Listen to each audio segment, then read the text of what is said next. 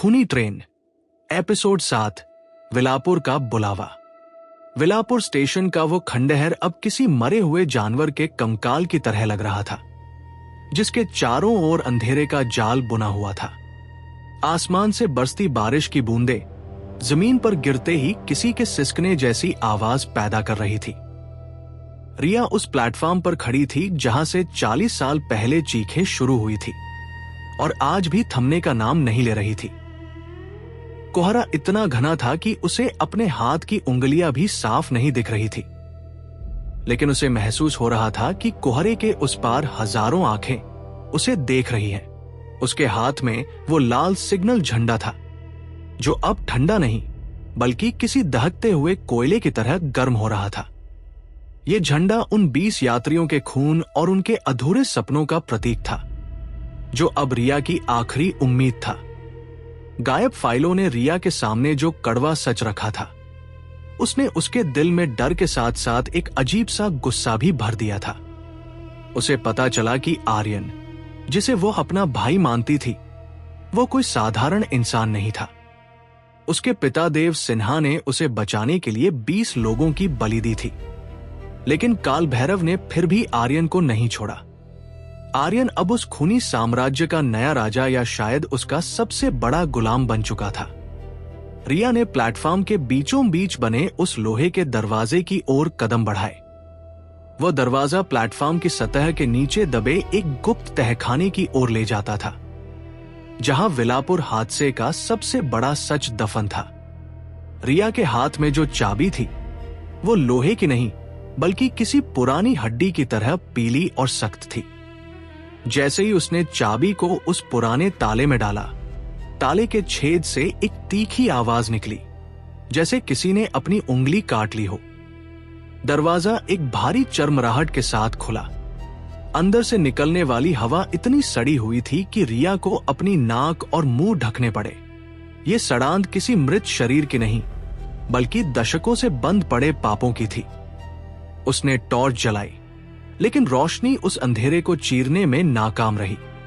ऐसा लग रहा था जैसे अंधेरा खुद एक जीवित प्राणी हो जो रोशनी को निगल रहा हो। रिया ने पहली सीढ़ी पर कदम रखा। सीढ़ी टूटी नहीं, बल्कि उसके नीचे से किसी के हाथ ने रिया के पैर को पकड़ने की कोशिश की। रिया झटके से पीछे हटी। उसने देखा कि सीढ़ियों के नीचे हजारों कंकाल एक दूसरे के ऊपर लदे हुए थे, मानो वे एक सीढ़ी का रूप ले चुके हों। उसे समझ आ गया कि यह सफर आसान नहीं होगा। वो मंत्र बुदबुदाते हुए नीचे उतरने लगी। हर कदम के साथ तापमान गिरता जा रहा था। दीवारों पर जमी काई अब हिलने लगी थी और उसमें से छोटे छोटे काले कीड़े निकलकर रिया की ओर रेंगने लगे थे। सीढ़ियों की गिनती रिया भूल चुकी थी। ऐसा लग रहा था जैसे वो पाताल की ओर जा रही है। हर 10 सीढ़ियों के बाद दीवार पर एक पुराना रेलवे लालटेन टंगा था, जिसमें से नीली आग निकल रही थी। उस नीली रोशनी में रिया को दीवारों पर खून से लिखे हुए नाम दिखे। वे नाम उन्हीं यात्रियों के थे जो कालरात्रि एक्सप्रेस में जलकर राख हो गए थे। हर नाम के आगे उनकी मौत का वक्त लिखा था। नीचे पहुंचते ही रिया ने देखा कि वह एक बहुत बड़े गोलाकार कक्ष में है। इस कक्ष की छत से लोहे की हजारों जंजीरें लटक रही थी और हर जंजीर के अंत में एक पुरानी फाइल या किसी यात्री का सामान बंधा हुआ था। कमरे के बीचों बीच एक बहुत बड़ा हवन कुंड था, जिसमें आग नहीं बल्कि एक नीला तरल पदार्थ उबल रहा था। उस कुंड के चारों ओर 7 आकृतियां बैठी थी, जिन्होंने फटे पुराने रेलवे यूनिफॉर्म पहने हुए थे। उनके चेहरे मांस रहित थे, सिर्फ हड्डियां और उनमें चमकती हुई पीली आंखें थी। वे 7 आकृतियां विलापुर स्टेशन के पुराने कर्मचारी थे, जो अब काल भैरव के गुलाम बन चुके थे। उनके हाथों में इंसानी खोपड़ियां थी, जिन्हें वे उस नीले तरल में डुबो रहे थे। अचानक उस हवन कुंड के पीछे से एक भारी आवाज आई, तुम यहां तक पहुंच गई रिया। लेकिन क्या तुम्हें पता है कि इस तहखाने से बाहर जाने का रास्ता सिर्फ मौत से होकर गुजरता है? धुएं के बीच से आर्यन बाहर निकला। उसकी आंखों में अब कोई कोमलता नहीं थी। उसका चेहरा पीला पड़ चुका था और उसकी खाल के नीचे काली नसें साफ देखी जा सकती थी, जो किसी जहरीले पौधे की जड़ों की तरह उसके पूरे शरीर पर फैल रही थी। उसके हाथ में वही कुल्हाड़ी थी जिससे खून की बूंदें अब भी टपक रही थी। आर्यन की चाल अब इंसानों जैसी नहीं थी। वो किसी जानवर की तरह लंगड़ाकर और शरीर को झुकाकर चल रहा था। उसके कपड़ों से वही सड़े हुए मांस की बदबू आ रही थी। आर्यन भाई, मेरी बात सुनिए, रिया ने चिल्लाकर कहा। काल भैरव आपकी यादों के साथ खेल रहा है। आपके पिता ने आपको बचाने के लिए अपनी आत्मा तक बेच दी थी। क्या आप उनके उस बलिदान को इस नर्क में जला देंगे? याद कीजिए वो खिलौना ट्रेन, याद कीजिए वो दिन जब आप और आपके पिता पहली बार स्टेशन पर आए थे। आर्यन रुका। उसने अपनी कुल्हाड़ी नीचे की ओर झुकाई। उसके चेहरे पर एक पल के लिए दर्द की लहर दौड़ी। उसकी एक आंख से खून का एक आंसू गिरा। मेरे पिता, उन्होंने मुझे नहीं बचाया रिया। उन्होंने मुझे एक ऐसी जिंदगी दी जो मौत से भी बदतर है। मैं हर पल उन 20 लोगों की चीखें सुनता हूं। जब मैं सोता हूं तो मुझे आग की गर्मी महसूस होती है। मैं इस ट्रेन का पहिया हूं। मैं इसका कोयला हूं और मैं ही इसका अंत हूं। काल भैरव ने मुझे दिखाया है कि मेरा वजूद ही इस नफरत से बना है। तभी कक्ष की छत से वही हजारों आंखों वाला साया, काल भैरव, नीचे की ओर रेंगता हुआ आया। वो किसी मकड़ी की तरह दीवारों पर चल रहा था। उसकी आवाज रिया के कानों में तेज सीटी की तरह चुभने लगी। इसे खत्म करो आर्यन। ये लड़की हमारे साम्राज्य की आसरी बाधा है। इसके खून से इंजन की प्यास बुझाओ और फिर ये ट्रेन हमेशा के लिए अमर हो जाएगी। हम समय की सीमाओं को तोड़ देंगे। हम फिर से उस रात में वापस जाएंगे और इस बार कोई नहीं बचेगा। तांत्रिक का साया अब आर्यन के पीछे खड़ा हो गया और उसने अपने लंबे नुकीले नाखून आर्यन की गर्दन में गड़ा दिए। आर्यन दर्द से चीखा और उसकी आंखें फिर से सफेद हो गई। उसने कुल्हाड़ी उठाई और रिया की तरफ दौड़ पड़ा। रिया ने तुरंत वो लाल झंडा हवा में लहराया और गायब फाइलों का वो गुप्त मंत्र पढ़ना शुरू किया जिसे देव सिन्हा ने लिखा था। मंत्र के शब्द किसी वज्र की तरह हवा में गूंज रहे थे। जैसे ही रिया ने मंत्र के पहले शब्द बोले, तहखाने की जमीन फटने लगी। हवन कुंड का नीला तरल पदार्थ उबलकर बाहर आने लगा। वह तरल जहां जहां गिरता वहां की जमीन जलने लगती। रिया ने देखा कि दीवारों पर लटकी जंजीरें अपने आप हिलने लगी थी और उन फाइलों से रूहें बाहर निकलने लगी थी। वे रूहें काल भैरव की ओर नहीं बल्कि रिया की ओर बढ़ रही थी, मानो वे उससे मदद मांग रही हों। अंजलि की रूह, इंस्पेक्टर राणे की रूह, सब वहां मौजूद थे। वे सब मिलकर एक घेरा बनाने लगे। रिया ने अपनी आवाज और ऊंची की, हे कालरात्रि के बंधको, अपनी जंजीरें तोड़ो। आज हिसाब का दिन है। उस तांत्रिक को अपनी ताकत दिखाओ जिसने तुम्हें सदियों से कैद कर रखा है। अचानक वो छोटा बच्चा जो पहले डरावना लगता था रिया के सामने प्रकट हुआ, लेकिन अब उसका चेहरा साफ था। वो तांत्रिक का ही पोता था जिसे उसने खुद बलि चढ़ा दिया था। उसने रिया की आंखों में देखा और कहा, तुम्हें उस कुंड के अंदर कूदना होगा रिया। काल भैरव का असली शरीर उसी तरल के नीचे छिपा है। वो शरीर एक कांच के बक्से में बंद है। जब तक तुम उस कांच को नहीं तोड़ोगी, ये मायाजाल नहीं टूटेगा। आर्यन को बचाने का यही एक रास्ता है। क्या? लेकिन वह तरल तो मुझे जलाकर राख कर देगा, रिया ने घबराते हुए कहा। विश्वास रखो, ये आग सिर्फ उन्हें जलाती है जिनके मन में पाप है। तुम निष्पाप हो रिया। तुम्हारी ममता ही तुम्हारी ढाल है, बच्चे ने कहा और गायब हो गया। आर्यन अब रिया के बिल्कुल करीब था। उसने कुल्हाड़ी हवा में उठाई। रिया ने एक आखिरी बार आर्यन की आंखों में देखा। उन आंखों में गहराई में कहीं उसे छोटा आर्यन दिखा जो डर से कांप रहा था। रिया ने अपनी आंखें बंद की और सीधे उस उबलते हुए नीले कुंड में छलांग लगा दी।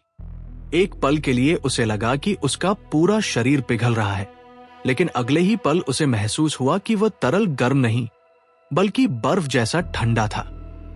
कुंड की गहराई में उसे एक प्राचीन पत्थर की मूर्ति दिखी। वो काल भैरव का असली शरीर था, जो हजारों सालों से वहां सुरक्षित रखा गया था। उस मूर्ति के सीने में वही लोहे की खिलौना ट्रेन धंसी हुई थी जो आर्यन के बचपन की थी। रिया ने उस मूर्ति के पास पहुंचकर अपना हाथ उस पर रखा। मूर्ति से एक तेज काला धुआं निकलने लगा जो रिया के शरीर को जकड़ने की कोशिश कर रहा था। लेकिन रिया ने मंत्र पढ़ना बंद नहीं किया। उसने अपनी पूरी ताकत लगाई और उस खिलौना ट्रेन को खींचकर बाहर निकाल दिया।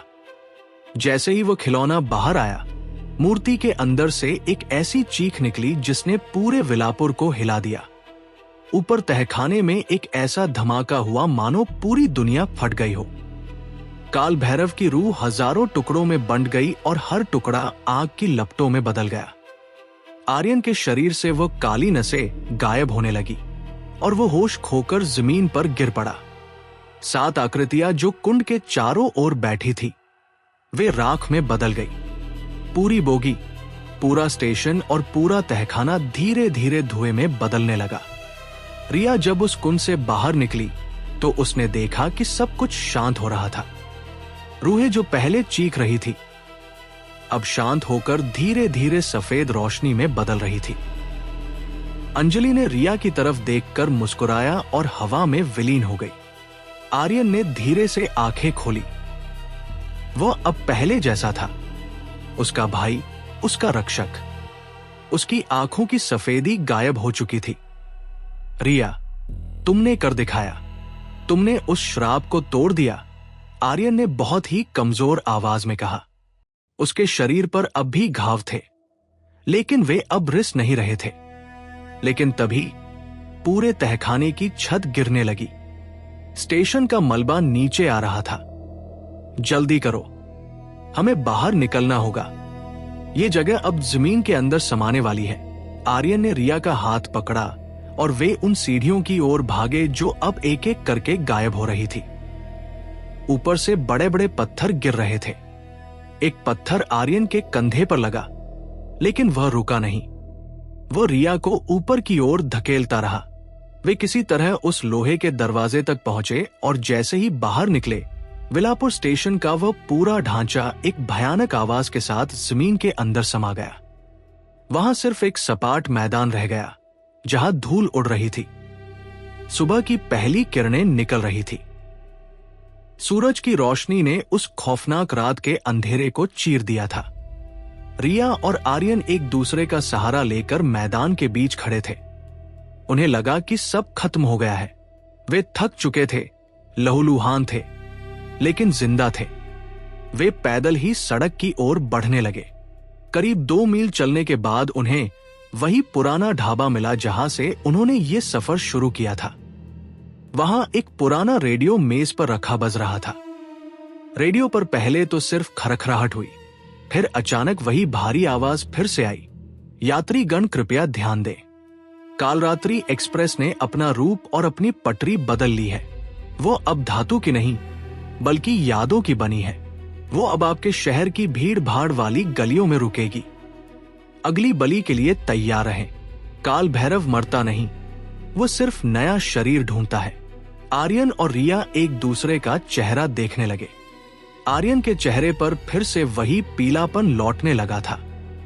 उसने अपनी जेब में हाथ डाला और उसे वहां एक काला टिकट मिला।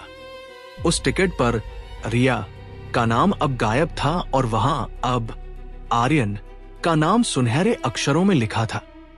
लेकिन उसके आगे पद में लिखा था, नया चालक, न्यू ड्राइवर। आर्यन की आंखों में फिर से वही सफेद चमक हल्की सी झलकी। उसने रिया की तरफ देखा और एक ठंडी, बेजान मुस्कान दी। रिया, तुम्हें क्या लगा कि इतनी आसानी से पीछा छूट जाएगा? मैंने कहा था ना, यह सफर कभी खत्म नहीं होता। मैं अब इस ट्रेन का नया ड्राइवर हूं और तुम मेरी अगली मुसाफिर हो। हमारे पिता ने जो सौदा शुरू किया था उसे मुझे पूरा करना होगा। रिया पीछे हटी। उसके पैरों तले जमीन खिसक गई। उसे एहसास हुआ कि काल भैरव कभी मरा ही नहीं था। उसने सिर्फ अपनी रणनीति बदल ली थी। वो अब आर्यन की आत्मा के अंदर घर कर चुका था। विलापुर का बुलावा एक जाल था ताकि तांत्रिक को एक नया, ताकतवर और शिक्षित शरीर मिल सके जो आधुनिक दुनिया में कालरात्रि को चला सके। आर्यन ने अपना हाथ हवा में उठाया और दूर सड़क पर, जहां कोहरा अभी भी बाकी था, वहां एक विशाल काली ट्रेन की परछाई दिखने लगी। वह ट्रेन बिना पटरियों के सड़क पर तेजी से उनकी ओर बढ़ रही थी। उसके पहियों से निकलने वाली चिंगारियां सड़क के डामर को जला रही थी। अब रिया के पास भागने का कोई रास्ता नहीं था। वो उस ट्रेन के सामने अकेली खड़ी थी, जिसका ड्राइवर अब वो इंसान था जिसे उसने अपनी जान से ज्यादा प्यार किया था। विलापुर का बुलावा अब उसके अपने शहर की पॉश कॉलोनियों और तंग गलियों में गूंजने वाला था। कालरात्रि एक्सप्रेस अब और भी आधुनिक और भी घातक हो चुकी थी। आर्यन ने ट्रेन का दरवाजा खोला और रिया की तरफ हाथ बढ़ाया। आ जाओ रिया, तुम्हारी सीट बोगी नंबर 13 में इंतजार कर रही है। हमारा सफर तो अब शुरू हुआ है। रिया ने कांपते हुए हाथ से अपने बैग में हाथ डाला, जहां गायब फाइलों का आखिरी पन्ना अभी भी था। क्या उस पन्ने में इस नए खतरे से बचने का कोई उपाय था, या फिर रिया का नाम भी उन गायब फाइलों की लिस्ट में हमेशा के लिए दर्ज होने वाला था? आसमान फिर से काला होने लगा था और दूर से वही कालरात्रि की सीटी गूंज रही थी, एक ऐसी आवाज जो अब कभी शांत नहीं होने वाली थी।